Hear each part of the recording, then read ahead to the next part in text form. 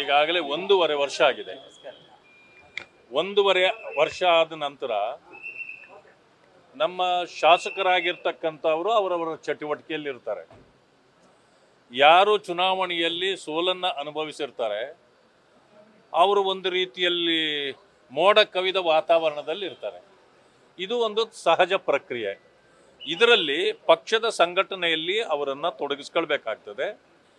ಈ ಕಾರಣದಿಂದ ಇವತ್ತು ಈ ಸರ್ಕಾರ ಏನು ಭ್ರಷ್ಟಾಚಾರದಲ್ಲಿ ಸಂಪೂರ್ಣವಾಗಿ ಮುಳುಗಿದೆಯೋ ಇಂಥ ಒಂದು ಸಂದರ್ಭದಲ್ಲಿ ನಮ್ಮ ಮಾಜಿ ಶಾಸಕರು ಅಥವಾ ಯಾರ್ಯಾರು ಕಳೆದ ಚುನಾವಣೆಯಲ್ಲಿ ಸ್ಪರ್ಧಿಸಿ ಸೋತಿದ್ರು ಇಂಥವರೆಲ್ಲರನ್ನೂ ಕೂಡ ಪಕ್ಷದ ಸಂಘಟನೆಯಲ್ಲಿ ತೊಡಗಿಸ್ಕೊಳ್ಳಲಿಕ್ಕೆ ಮಾನ್ಯ ಅಧ್ಯಕ್ಷರಾಗಿರ್ತಕ್ಕಂಥ ವಿಜಯೇಂದ್ರರವರು ಎಲ್ಲರನ್ನೂ ಕೂಡ ಇವತ್ತು ಕಲೆ ಹಾಕಿ ಅವರನ್ನು ಜೊತೆಯಲ್ಲಿ ಮಾತುಕತೆ ಮಾಡಲಿಕ್ಕೆ ಅಂತೇಳಿ ಇವತ್ತು ಕರೆದಿರ್ತಕ್ಕಂಥದ್ದು.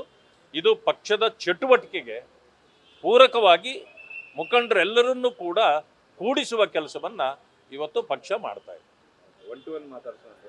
ಇಲ್ಲ, 1 to 1 ಏನಿಲ್ಲ 1 to 1 ಮಾತಾಡಿಸ್ತಂಥದ್ದು ಏನು, ನಾವೇನು ಸರ್ಕಾರ ರಚನೆ ಮಾಡ್ತಾ ಇಲ್ಲ ಅಥವಾ ಬೇರೆ ಏನು ವಿಶೇಷವೂ ಇದರಲ್ಲಿಲ್ಲ. ನಾವು ಪಕ್ಷದ ಸಂಘಟನೆಯಲ್ಲಿ ಎಲ್ಲ ಮುಖಂಡರುಗಳು ಮೊದಲಿಂದಲೂ ತೊಡಗಿಕೊಂಡಿದ್ದವರು. ಕೆಲವು ಕಾರಣಾಂತರದಿಂದ ಸೋತ ಮೇಲೆ ಸ್ವಲ್ಪ ತಟಸ್ಥವಾಗಿಯೂ ಇದ್ದವರು ಇರ್ತಾರೆ. ಇಂಥವ್ರನ್ನೆಲ್ಲವನ್ನು ಕರೆದು ಒಂದು ರೀತಿಯ ರಿಜ್ಯುವಿನೇಟ್ ಮಾಡಿ ಅವರೆಲ್ಲರನ್ನೂ ಕೂಡ ಸಂಘಟನೆಯಲ್ಲಿ ತೊಡಗಿಸ್ಕೊಳ್ತಕ್ಕಂಥ ಕೆಲಸಕ್ಕೆ ಮಾನ್ಯ ಅಧ್ಯಕ್ಷರು ಕೈ ಹಾಕಿದ್ದಾರೆ. ಆ ಕೆಲಸ ನಡೀತಾರೆ. ಧನ್ಯವಾದ. ನ್ಯೂಸ್ ಫಸ್ಟ್ ನಿರ್ಭೀತಿಯಿಂದ ನಿಮ್ಮ ಪರವಾಗಿ.